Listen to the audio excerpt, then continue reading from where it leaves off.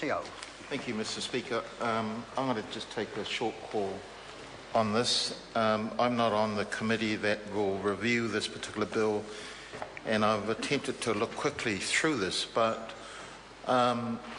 prior to this coming in, I think we should welcome the decision that the government has taken, and whilst Labour, of course, claims some responsibility for that, I think it's also kudos to the wider community out there who demanded of us, demanded of this House, that the way forward for us was to change the legislation that we had initially passed.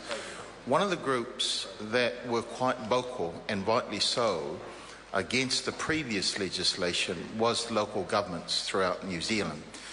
And I wonder if the Minister and the Chair would be able to crystallise for the information of local government New Zealand in particular, just how this new legislation will impact on the role of local governments. As I said, just quickly scanning the legislation, there is no reference there other than reference to the advisory experts committee.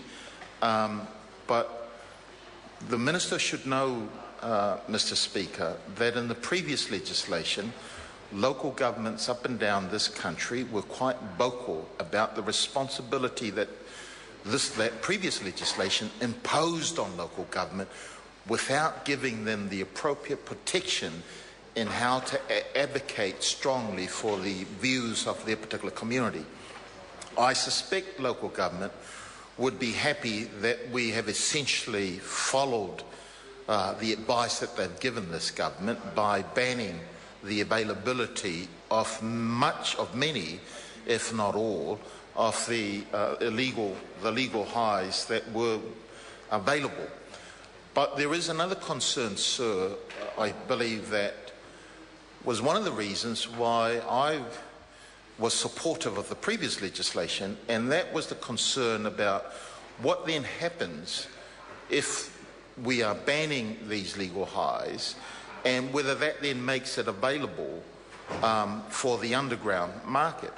And I think whilst we welcome the U-turn of this government in this legislation, while we welcome their U-turn on not testing it on animals, there are those two particular issues that I wonder whether the Minister would be able to shed some light on. One, the role of local government that then plays in the new legislation. Two, about efforts that need to be made to prevent the black market, because as everybody else has said in this House, these products are a scourge in our community. And I suspect no one here in this House who's a parent would like to see their children picking one of these things up and consuming it. I think not too long ago there was an email that was circulating within the emails of government departments where somebody suggested that there was a legal product being produced which would taste like strawberry and look like strawberry. I think the police identified that it was a scam. But these are the potential dangers, sir, that still, I think, still lie unanswered. I remember in 2001, the community of Otara, the Otara Music and Arts Centre, brought down a group called the Buya Tribe, who were Samoan rap dancers, hardcore rappers, who came down to talk to the young people here about their experiences living in Los Angeles.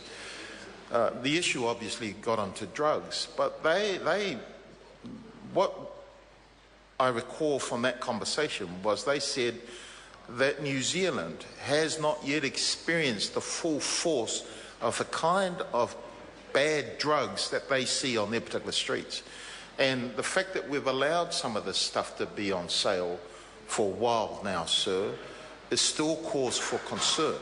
And so, yep, welcome the legislation, but I wonder whether the Minister is able to just shed some light, whether it's not clear to me in the legislation before the House what role local governments then play, what the transition process is, and whilst I suspect they'll welcome the banning of it, There is a tendency for local government to feel that, Mr. Speaker, I'll just finish up very quickly. There's a strong mood within local government throughout New Zealand at the moment that this government tends to impose legislation on local government and then lets them pay for it. And I think they have every right to do so. And I think by shedding some light on what that responsibility is, would be very, very helpful. And finally, also, how do we then address the black market if we're banning them and we're going to make it difficult for? And I agree with it, with the banning, and I agree with us making it difficult for some of these things to be produced and be sold to our young people. But how do we make sure that it's not readily available in other markets? Thank you. Dr. David Clark. Mr. Chair, when we rush legislation